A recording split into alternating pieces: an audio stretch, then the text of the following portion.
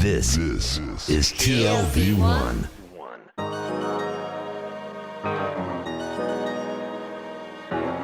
The Tel Aviv Review.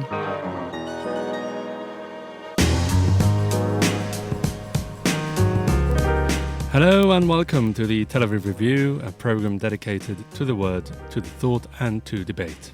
I'm your host, Gilad Halpern, and every week I'll be engaging in close encounters of the intellectual kind with writers, scholars, researchers, or simply people who have done something to make our lives a tad more interesting. I'm now joined by Professor Jonathan Sarna. He's a professor of American Jewish history at Brandeis University. He's author of numerous books, including very recently Lincoln and the Jews, A History, which he co-edited with Benjamin Shapell. The book, which was published by St. Martin's Press, recounts the relationship of the 16th President of the United States with a then still small and relatively uninfluential ethnic group, and it was based on hundreds of archival items, some of them newly unveiled. Hello, Professor Sarna, and welcome to the Tel Aviv Review. Thank you very much. A pleasure to be here. So, how influential were Jews in Lincoln's life, really? In the first half of the 19th century, the population of Jews in America was several tens of thousands, out of whom very few were in the Midwest, which was Lincoln's home turf. So, Lincoln's life really coincides with the first great migration of Jews to the United States. When Lincoln is born, probably no more than 3,000 Jews in the whole country, mostly in East Coast cities. By the time Lincoln is assassinated in 1865, there were over 150,000 Jews in the United States, and they're spread all across the country. Lincoln totally had over 100 Jews whom he interacted with, and indeed we have a chart in the book that displays the levels of interaction. He has a very good Jewish friend, Abraham Jonas, whom he knows from a fairly young age in Illinois, and that's important because what we know is that people who have friendships with Jews or with individuals from otherwise despised religions and ethnic groups tend to be less subject to prejudice. How can you say that about Jews? My friend Abraham Jonas is not like that at all. Later, he was rather friendly with a chiropodist, means a podiatrist, named Issachar Zachary. So Lincoln was comfortable with Jews in a way that most Americans of his day were not.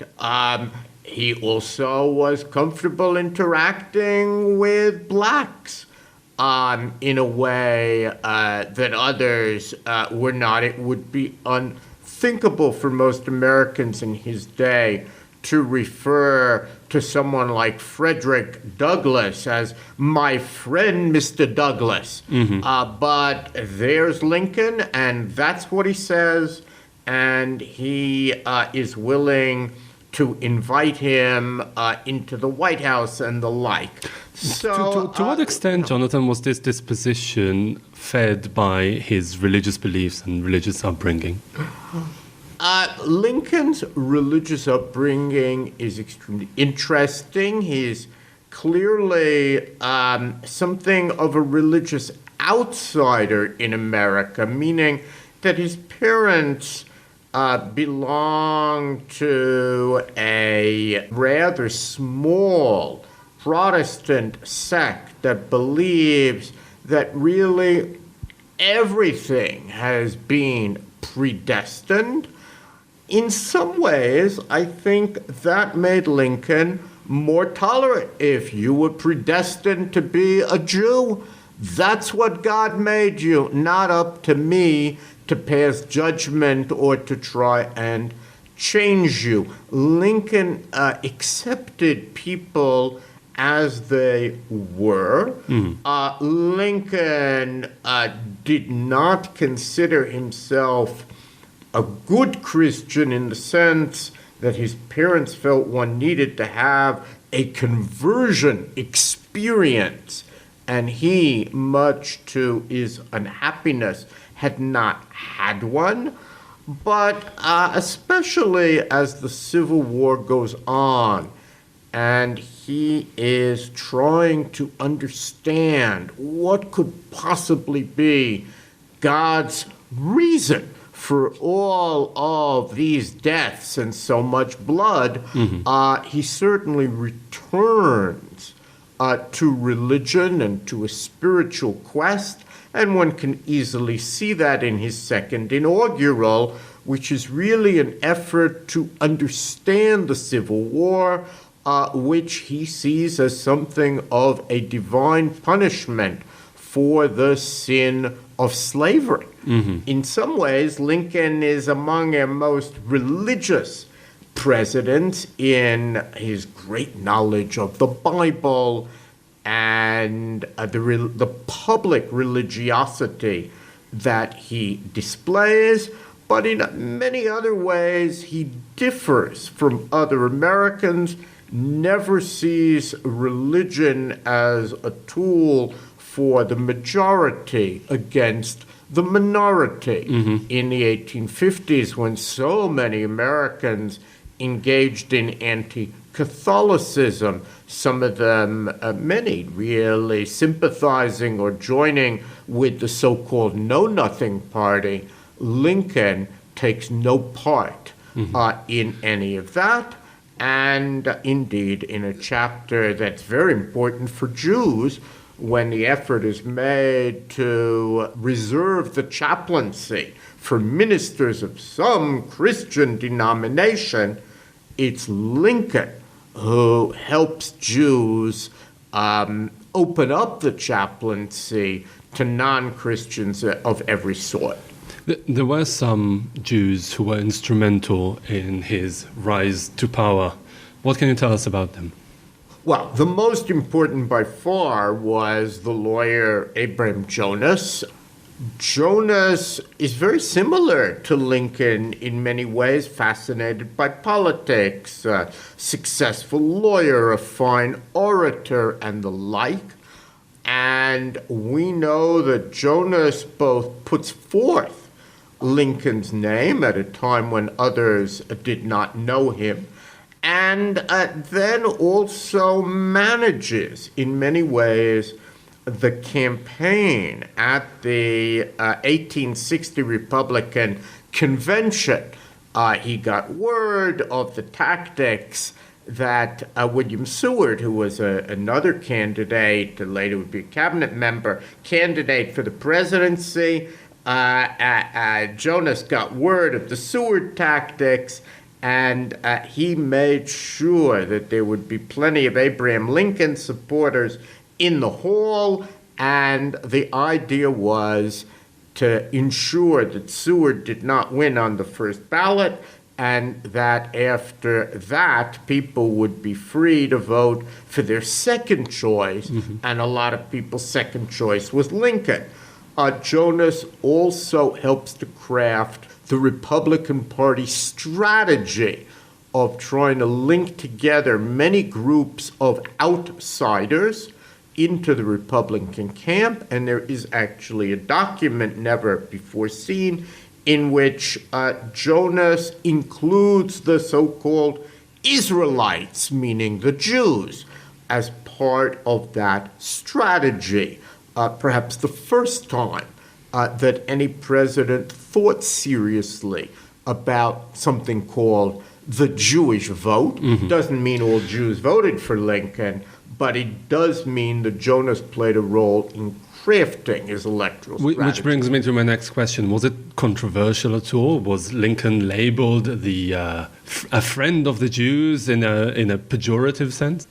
There certainly were people who criticized Lincoln for the friends he had and felt that this was a reflection of his bad character and upbringing, that if you grew up in the primitive areas, you didn't know social hierarchies properly. But of course, that's exactly what Lincoln had no interest in. There's certainly, even in the Jewish community, were people who thought that Lincoln was a kind of primitive. The great Reform rabbi Isaac Mayer Wise, when he sees Lincoln, says that he reminds him of a farmer who's come for the first time to the city. Didn't quite know how to dress or comport himself. But Wise and many others were later very impressed with Lincoln, as I have to say, I think the contemporary scholar who works on Lincoln is impressed. I was, that his outer demeanor and his inner self are one and the same. You read his private letters and you are impressed with this amazing moral figure, a man who really was striving to do what he thought was right. There is not the kind of disjunction between the personal and the public that you see in so many people and so many presidents. What you see on the outside was what is also reflected in those thousands of surviving Lincoln letters. So this really strong sense of, I would say, honesty, or maybe being on the level, if you like, was this really what was at the very basis, the origin of his attitude towards minorities, be them black or Jews or others? I mean, the idea that this was Honest Abe, although originally that was just created for the campaign, I think anyone who reads the Lincoln material sees how accurate that was. And I think that Lincoln took very, very seriously the notion that all men, we would say all people, are created equal. It didn't mean he thought that they were equal in all degrees, but he definitely felt that in terms of the rights that they deserved, they were equal, and that's what he said, and that's later what he fights for and is enormously important for him. His views on how to end slavery evolve for a long time. He wanted to prevent war. For some time, he supported an idea of Henry Clay, who was his ideal. Henry Clay, the important senator, who wanted a system of compensated emancipation. But in the end, and in his own way, he comes to understand the importance of simply emancipating the slaves, which of course he does on January the 1st, 1863. And one of the things we reveal, only an aside, but it's interesting and shows how Jews have become significant, is that the person who sat at the telegraph office and topped that out to the world was, in fact, a young Jew named Edward Rosewater, who later goes on and becomes a very significant journalist after the war. Yeah. Did he have any thoughts, or maybe initial incipient thoughts, about Zionism, or perhaps proto-Zionism, because it wasn't really anything realistic at the time? I mean, the word Zionism, of course, isn't going to come into existence for a generation, but I think that we can see his interest in the restoration of the Jews to the Holy Land, which was an idea that had been much talked about in America. And there is a moment when that comes up, a man, a rather unusual figure who sees himself as a Christian prophet, whose name is Monk, comes from Canada to the White House, and Lincoln interviews him, and this monk really is interested in the restoration of the Jews, and Lincoln, in responding to Monk, albeit in a somewhat jocular fashion, does refer to giving the Jews what he calls a leg up, and seeing their restoration.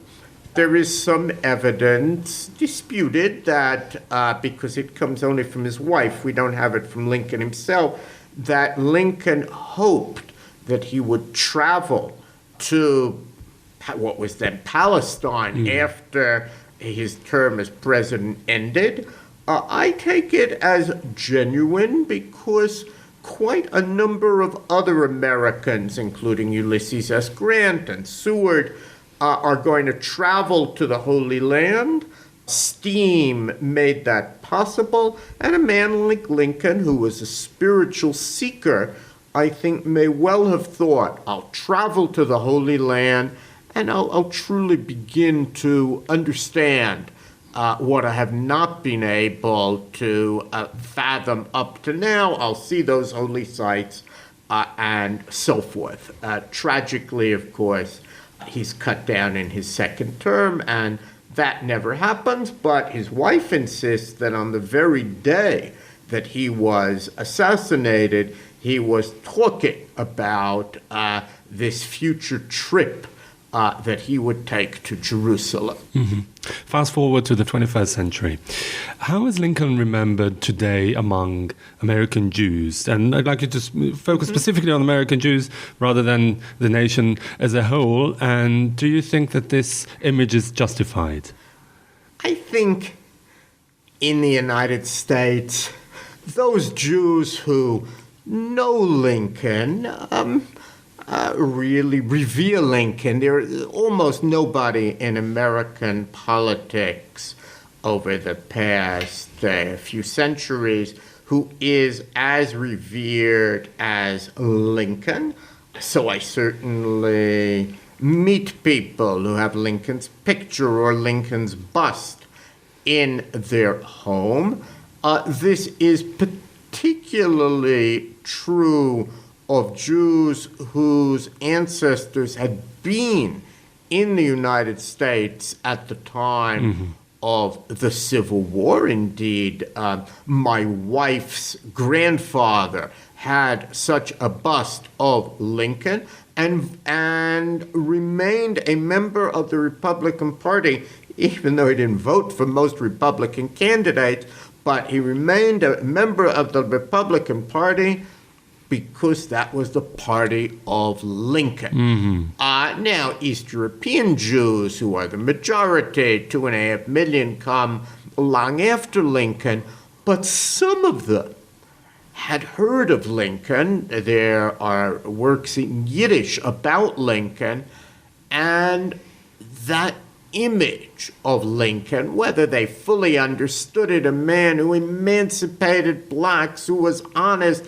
who seemed to them to represent values that they held dear, and certainly was very different than Tsar Nicholas, image was one that they brought with them. The great Jewish leader Solomon Schechter has a remarkable essay in which he talks about learning about Abraham Lincoln, reading about Abraham Lincoln in Romania. And I'm sure that there were others who had the same experience, so much so that, for example, a man named Hertz, who is actually the brother of Chief Rabbi Joseph H. Hertz, produces an enormous book of Jewish sermons about Lincoln.